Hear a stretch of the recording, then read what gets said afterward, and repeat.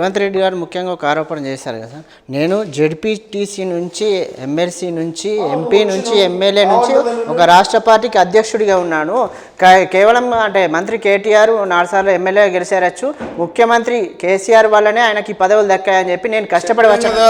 చెప్పాం కదా, సింహంని రాజు ఎవరు చేయలేరని. సింహం తనిచి తానే రాజు అవుతుంది. అదేవిధంగా సింహం లాంటి మా మంత్రి కేటీఆర్ గారు అయితే చీకట్లో పొక్కలు దోవే, గోతులు దోవే, పందికొక్కులు అంటాడు రేవంత్ రెడ్డి. ఆయన ఛాలెంజ్ విసిరితే కూడా ఒక రేంజ్ ఉండాలి. మా నాయకుడు రాహుల్ గాంధీ గారు చెప్పారు, నువ్వు నిజమైతే నువ్వు ఆ బోస్టన్ పేపర్లో వచ్చింది ఇండియన్ పొలిటీషియన్ అరెస్టెడ్ అని వచ్చింది, ఇది నిజం కాదు అంటే రా, అప్పుడు మా నాయకుడు వస్తాడు. కానీ ఆ రోజేమో అమరవీరుల కోసం, ఈ చనిపోయిన అమరవీరుల సాక్షిగా నువ్వు తుపాకీ పెట్టి చూపించినావు. అదే అమరవీరుల దగ్గరికి పోతే అమరవీరులు దయ్యాలై పడతారు. బిడ్డ నీకు మేమేమంటాం, నీకు దమ్ముంటే వాస్తవాలు మాట్లాడు. నీ ఛాలెంజ్ ఇటువైపు కాదు. తెలంగాణ ప్రాంతానికి కాళేశ్వరంకు నిధులు కావాలని బీజేపీల మీద, రాష్ట్ర సమస్యలపై కేంద్రంలో అధికారం ఉన్నటువంటి బీజేపీపై నీ ఛాలెంజ్ విసురు.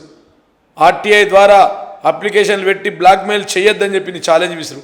ఓటుకు నోటు కేసుల ప్రజాప్రతినిధులను కొనుగోలు చేయొద్దని చెప్పి నీ ఛాలెంజ్ విసురు. ఇవాళ బ్లాక్మెయిలింగ్ బ్రాండ్ అంబాసిడర్ అని మెగా టు మై హోమ్, మేధా టు ఇతర కంపెనీలను బ్లాక్మెయిల్ చేసినట్టు కాకుండా, మై హోమ్ రామేశ్వరం బ్లాక్మెయిల్ చేసినట్టు కాకుండా అటువైపు ఛాలెంజ్ విసురు. అట్లా చేయొద్దని చెప్పి యువతకు ఛాలెంజ్ విసురు.